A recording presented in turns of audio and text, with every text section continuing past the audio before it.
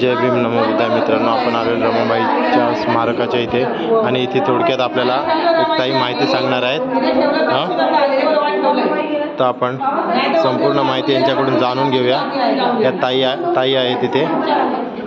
ताई, तुमचं नाव काय? माझं नाव विनिता विजय धोत्रे, मुक्काम वनन पोस्ट तालुका दापोली, जिल्हा रत्नागिरी. मी माता रमाईंच्या 26 घराच्या परिवाराची नागसून आहे. माता रमाईंच्या 4 घरांची 8 घरांचे 26 घर झाले आहेत. माता रमाईंचा सख्खा परिवार शंकर बोलतो. त्यांची मुलं मुंबईमध्ये आहेत. मोठा मुलगा दिनकर शंकर धोत्रे, दुसरा मुलगा आनंद शंकर धोत्रे, उमेश शंकर धोत्रे, हेमंत शंकर धोत्रे, रमेश शंकर धोत्रे आणि शुभांगी शंकर धोत्रे हा रमाईचा परिवार आहे. 2 ताई त्यांच्या म्हणजे भाच्या मरून गेलेल्या आहेत. बाकी हा परिवार त्यांचा आहे. तर त्यांचा परिवार सख्खा मुंबईमध्ये आहे. आम्ही चुलत परिवार आहोत. आम्ही माता रमाईंच्या येणाऱ्या सगळं धर्मभावाचं स्वागत, अभिनंदन, रमाईची माहिती सांगतो. माता रमाईंचे स्मारक जे आहे त्याच्याबद्दल माहिती सांगणार आहे.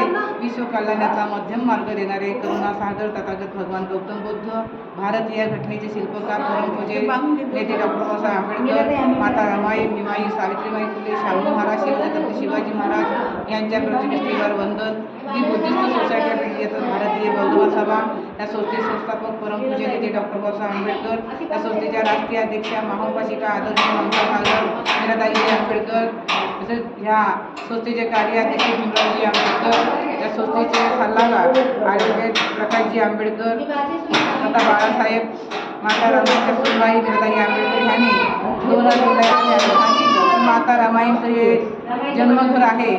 या वननचं मी नंदवन करून सोडेल, परंतु मला इथे सर्व वननकर भावकीचं सहकार्य पाहिजे. आणि ताईने सांगितलं की माता रमाईंचं माहेर असून 9 कोटी जनतेचं हे आजोळ आहे. त्या वननचं मी नंदवन करून सोडेल. आणि भारतीय बौद्ध सभा या शाखेत स्वतः सगळे कार्यकर्णी आणि माझ्या मीराताई आंबेडकर यांनी 22 राज्यात प्रचार प्रसार केला. दानाच्या माध्यमातून भव्य दिवस स्मारक केलेलं आहे. कुठल्या ट्रस्टचा कुठल्या सरकारचा इथे अधिकार नाही, तर भारतीय बौद्ध सभेचा आणि माता रमाईंच्या सुनबाईने यांनी हे भव्य दिवस स्मारक केलेलं आहे. 9 कोटी जनतेचे ते अधिकार आहे. ताई म्हणाल्या की माता रमाई 4 लेकरं मातीमूळ केली, मातीला दहन केलं, रक्ताचं पाणी केलं आणि बाबासाहेबांनी शिकवलं. आपणही आपल्या रक्ताच्या घामाच्या पैशांनी स्मारक उभं करूया आणि त्या प्रकारे स्मारक उभं केलेलं आहे. ताईंचा आम्ही प्रत्येक शब्दामध्ये आभार मानतो आणि खरोखर ताई आल्या म्हणून या गावाला रस्ता झाला. दुसरी गोष्ट, पाणी जिथून रमाई पाणी आणायचं, त्या पाणी आणायला आम्हाला अर्धा तास लागतो नदीवरून. तिथून पाणी आम्हाला आणावं लागायचं. तर आज पाणी आमच्या दारामध्ये आलेलं आहे केवळ माता रमाईच्या सुनबाईमुळे.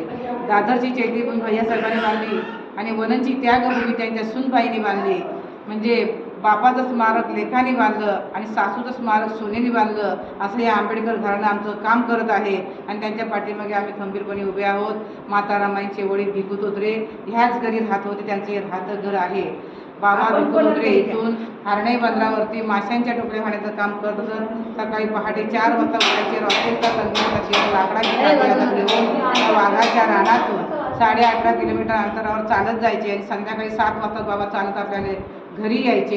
नेहमीप्रमाणे हरणाई बंदरावरती गेले आणि पाट्या वाहता वाहता बाबांच्या छातीमध्ये कळ आली, रक्ताची उलटी झाली आणि तिथे बाबा पडले. तिथले लोक सगळे गोळा झाले आणि विचारत होते, काय झालं, काय वाटते तुम्हाला? तर म्हणतात, माझ्याकडे वेळ कमी आहे, मला पहिलं माझ्या हात्या घरी घेऊन चला. माझी चिमणी पाखरं 3 घरामध्ये आहेत, माझी लेकरं घरी आहेत, माझ्या ज्यांची आई नाही, माझी पत्नी नाही आहे. लोकांना प्रश्न पडला, न्यायचं कसं? त्यावेळेस गाड्या नव्हत्या, ॲटो नव्हतं, काही नव्हतं. तिथे बैलगाडी बोलावलं, कारण त्यावेळेस लग्न कार्य जरी असलं तर लोक बैलगाडीने बाजार वगैरे आणायचं. जिन्नस का असेल ते बैलगाडीने आणायचे. तर बाबाने ते बैलगाडी बोलावलं, बैलगाडी भरलं आणि दापोली शहरामध्ये आमच्या तालुक्यामध्ये आणलं गेलं आणि तिथून बाबांना लाकडाच्या पाळण्यामध्ये या जंगल दाट वाटेने पायवाटेने ते आणलं गेलं. बाबा अस्वस्थ झाले होते, लेकरांकडे बघत होते. आसवाच्या पुराने बाबा डसा रडत होते. रडता रडता लाडक्या रामीने पाहिलं. रमाईंचं नाव आमच्या माहेरचं रामी होतं. त्यावेळेस नावरच बघायचे. नावरतांचं भागीरथी होतं. या 2 नावाने रमाईला ओळखलं जायचं. तर रमाईला असं वाटलं 1 वर्ष आधी माझी आई गेली, आता बाबा जातात की काय म्हणून रमाई आरडाओरडा करून रडायला लागल्या. मागोमाग शंकर गौऱ्या 3 लेकरांनी आक्रोश केला. बाबाने डोळे उघडले, लाडक्या लेकीला हाताने जवळ बोलावलं, तिच्या डोक्यावरती हात ठेवला, हातात हात पकडला, म्हणतात, रामी तुझी आई गेली 1 वर्ष होत आहे. तुम्हाला तुमच्या आईची मी आठवण येऊ दिली नाही, दुःख जाणून दिलं नाही, परंतु मला वाटत आहे माझा हा शेवटचा क्षण आहे. तर आम्ही या 2 भावंडांचे आई बाप, तुला व्हायचं आहे.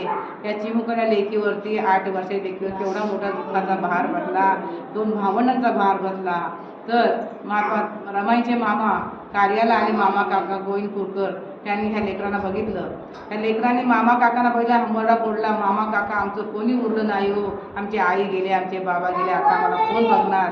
मामा काकाने जवळ घेतले, डोक्यावरून हात फिरवला, पाठीवरून हात फिरवून म्हणाले, बाळांनो तुला आम्ही घेऊन जाऊ. आणि गोविंदपूरकर मामा त्यांना मुंबईमध्ये घेऊन गेले. 1 वर्षानंतर बाबासाहेबांनी सांगितले रमाईंचं लग्न झालं. तिथे आलेल्या सर्व रमाईंच्या लेकी, रमाईंचे लेक, तुमचं आम्ही म्हातारा परिवारावर स्वागत करतो. आणि प्रथम स्वागत SK film production, SK film production, SK film production, SK film, SK film production, SK film production हे चॅनल, या चॅनलचं आम्ही दोन्ही हात जोडून माता रमाई परिवार स्वागत करतो, अभिनंदन करतो. कारण असे चॅनलवाले जेव्हा आमच्याकडे येतात आणि ही बातमी जगात पसरवतील, तेव्हा लोकांना रमाईचा परिवार काय आहे, रमाईचा जन्म काय आहे, सगळ्या लोकांना कळणार आहे. बाकी वाचनातून लिखाण लोकांना माहिती आहे. आलेल्या सर्व या लेकींचं माता रमाई परिवार स्वागत करतो, अभिनंदन करतो. तुमचं मंगल हो, कल्याण हो, तुमच्या जीवनामध्ये आनंदी आणो, आद्यदीपक हो, तुमचं जीवन प्रकाशित हो, तुमचा प्रवास सुखाचा हो, असं एक माता रमाई चरणी प्रार्थना करते. इथेच थांबते. नमो बुद्धाय. जय हिंद. बंद करा.